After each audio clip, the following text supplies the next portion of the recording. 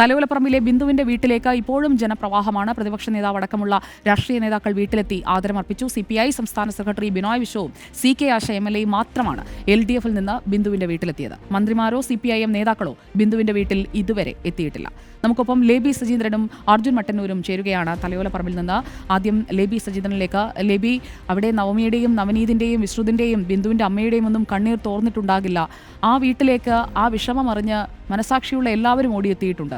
നേതാക്കളുണ്ട്, ബന്ധുക്കളുണ്ട്, നാട്ടുകാരുണ്ട്, എല്ലാവരെയും നമ്മൾ കണ്ടു. പക്ഷേ അവിടെ സർക്കാരിൻ്റെ ഭാഗത്തു നിന്ന് ഒരു MLAയും CPIയുടെ സംസ്ഥാന സെക്രട്ടറിയെ മാത്രമാണോ വരേണ്ടിയിരുന്നത്? ഇപ്പോൾ പാർട്ടി സംസ്ഥാന സെക്രട്ടറിയുടെ CPIM സംസ്ഥാന സെക്രട്ടറി രക്ഷാപ്രവർത്തനത്തിൽ വീഴ്ചയില്ല എന്ന് വാദിക്കുന്നത് കേട്ടിട്ടാണ് ഞാൻ ഈ ചോദ്യം ലേബിയോട് ചോദിക്കുന്നത്. ആരും എന്താണ് വരാത്തത്? ജില്ലയുടെ ചുമതലയുള്ള മന്ത്രി എവിടെ ലേബി?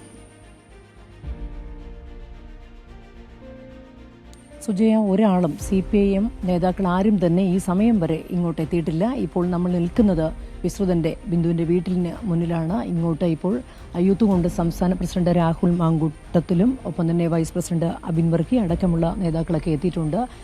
ഇവിടുത്തെ പ്രാദേശികമായി കോൺഗ്രസിൻ്റെ നേതാക്കൾ എത്തിയിട്ടുണ്ട്. യൂത്ത് കോൺഗ്രസിൻ്റെ സംസ്ഥാന ഭാരവാഹികളടക്കമുള്ളവരൊക്കെ എത്തിയിട്ടുണ്ട്.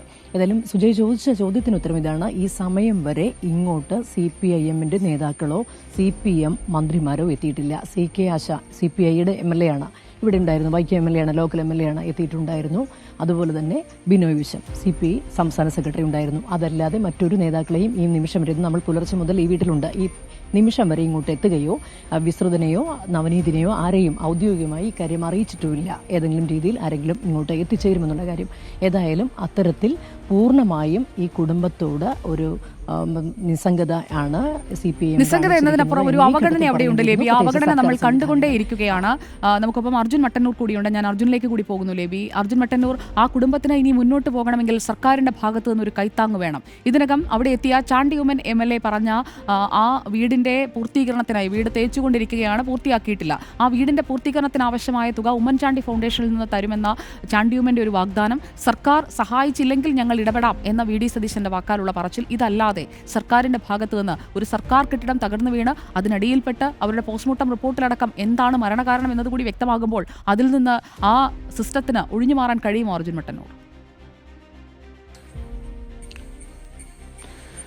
ഒരിക്കലുമില്ല സുജയ. 24 മണിക്കൂറിലധികമായി ഈ സംഭവം നടന്നിട്ട് ഇതുവരെ ഈ കുടുംബത്തിന് എന്ത് നൽകുമെന്ന് സർക്കാർ ഇതുവരെ അറിയിച്ചിട്ടില്ല. ഒരു പ്രഖ്യാപനവും ഇതുവരെ നടത്തിയിട്ടില്ല. മാത്രവുമല്ല, ഉത്തരവാദിത്തപ്പെട്ട ഒരു മന്ത്രി പോലും ഇങ്ങോട്ടേക്ക് വന്നിട്ടുമില്ല. ജില്ലയിലെ മന്ത്രി പോലും ഇതുവരെ എത്തിയിട്ടില്ല. ഇന്ന് വൈകിട്ട് 6:30യോടുകൂടി മന്ത്രി VN വാസവൻ ഈ വീട് സന്ദർശിക്കും എന്നാണ് നമുക്ക് കിട്ടിയ വിവരം. പക്ഷേ അപ്പോഴും എന്താണ് ഈ കുടുംബത്തിന് നൽകാനുള്ള വാഗ്ദാനം, അല്ലെങ്കിൽ എന്താണ് അവർ നൽകുന്നത് എന്ന കാര്യത്തിൽ വ്യക്തതയില്ല. പ്രത്യേകിച്ച് ഇവർക്ക് വീട് വെച്ച് നൽകുന്ന കാര്യം, നഷ്ടപരിഹാരം നൽകുന്ന കാര്യം, ആശ്രിതർക്ക് ജോലി നൽകുന്ന കാര്യം, ഈ കാര്യത്തിലൊക്കെ തന്നെ ഇന്നലെ മുതൽ തന്നെ വലിയ തോതിൽ ആവശ്യങ്ങൾ ഉയരുന്നുണ്ട്. പക്ഷേ ഇത്രയും വലിയ അലംഭാവം അവിടെ ഉണ്ടായിട്ട് പോലും അത്തരമൊരു നടപടിയിലേക്ക് ഇതുവരെ സർക്കാർ കടന്നിട്ടില്ല എന്നത് ഗുരുതരമായ കാര്യമാണ്. ഇന്ന് ഇവിടെ വന്ന പ്രതിപക്ഷ പാർട്ടി നേതാക്കൾ മാത്രമല്ല, ഇവിടെയുള്ള പ്രദേശവാസികളും സാധാരണക്കാരും സ്ത്രീകളടക്കമുള്ള എല്ലാവരും തന്നെ ആവശ്യപ്പെടുന്നത് അതുതന്നെയാണ്. അത്തരത്തിൽ ഇത് സർക്കാരിൻ്റെ അനാസ്ഥ കാരണം ഉണ്ടായ ഒരു മരണമാണ്. അതുകൊണ്ട് തന്നെ ബിന്ദുവിൻ്റെ കുടുംബത്തിന് അർഹമായ നഷ്ടപരിഹാരം സർക്കാർ എത്രയും പെട്ടെന്ന് പ്രഖ്യാപിക്കണം. മാത്രവുമല്ല, വലിയ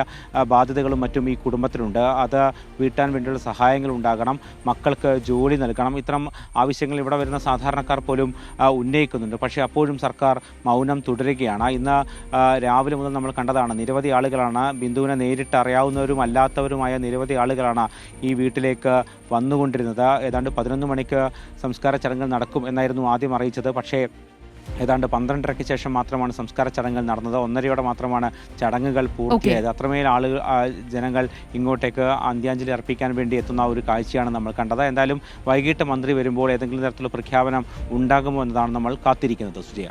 ഓക്കെ, നമുക്കതിനായി കാത്തിരിക്കാം. ആ കുടുംബത്തിനൊപ്പം ചേർത്ത് നിർത്തിക്കൊണ്ട് സർക്കാർ ഉണ്ടാകുമെന്നത് തന്നെയാണ് ഈ ഘട്ടത്തിൽ ഞാൻ പ്രതീക്ഷിക്കുന്നത്. കാരണം ആ ഒരു കുടുംബത്തിന്റെ അത്താണിയാണ് നഷ്ടപ്പെട്ടത്. ബിന്ദുവിനെ കുറിച്ച് നാട്ടുകാരും ബന്ധുക്കളും ഒക്കെ പറയുന്നത് നമ്മൾ കഴിഞ്ഞ മണിക്കൂറുകളിൽ കേട്ടതാണ്.